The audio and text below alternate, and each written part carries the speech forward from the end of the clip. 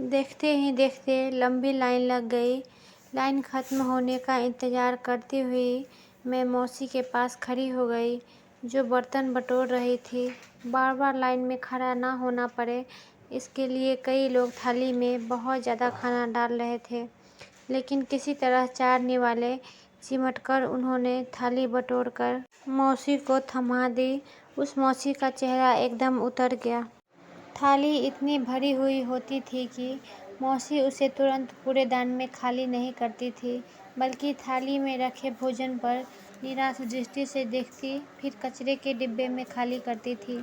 मैं अपना भोजन समाप्त करने तक उस मौसी का अवलोकन कर रही थी।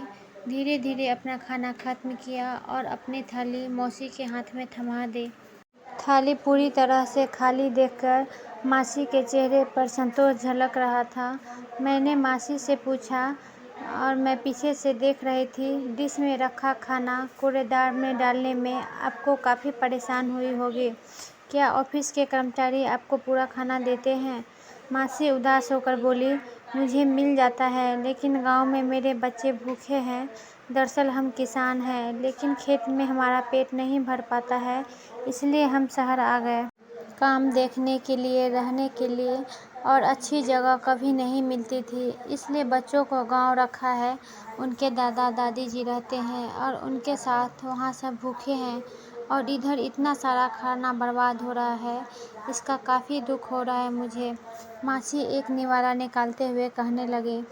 ऐसा लग रहा था जैसे वह अपना सारा दुख मेरे सामने रखना चाहती हो।